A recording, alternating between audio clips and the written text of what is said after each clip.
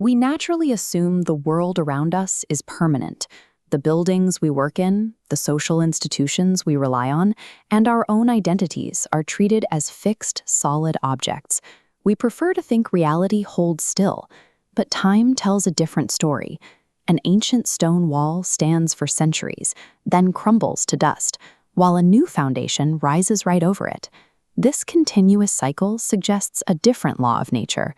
Instead of change being a disrupted event that happens to an otherwise solid world, it appears that constant motion is the fundamental state of things. Two vastly different thinkers, Georg Wilhelm Friedrich Hegel and Mulla Sadra, focused their work on the mechanics of this constant change.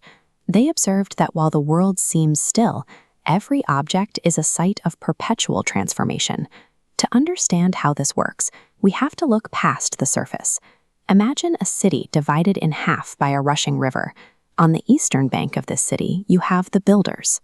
They constantly erect towers and monuments, convinced that progress means creating something new.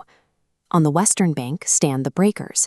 They spend their time dismantling those very structures, eager to expose the hidden flaws in every design. The two sides are locked in endless conflict. One raises a structure, the other tears it down, colliding in the center.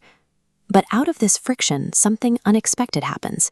The argument spontaneously generates a unified bridge forged from the salvaged materials of both opposing sides. This is how Hegel viewed historical change. He argued that human progress requires contradiction. When opposing ideas clash, the resulting struggle forces a resolution that preserves the strongest elements of both sides. Hegel called this cumulative engine spirit. It represents the entire conversation of human history, the way every law, every shared story, and every new invention adds a layer of understanding to the city we are building. For Hegel, reality moves because humanity is gradually learning what it is. History is an ongoing architecture of collective self-discovery. But if you step onto that bridge and look straight down, you notice the water. People are usually so distracted by the arguments on the riverbanks or the massive towers they are building that they ignore the silent, rushing current beneath them. The water never stops moving. This is Mulla Sadra's territory. He argued that true change goes much deeper than human history or social debate. In his view, existence itself is in a state of continuous flow. He called this substantial motion. Every seemingly solid thing is actually an active process. The traveler, road, and destination are all shifting. What drives this? Sadra posited being loves fullness. Every entity continuously journeys toward a more complete degree of existence.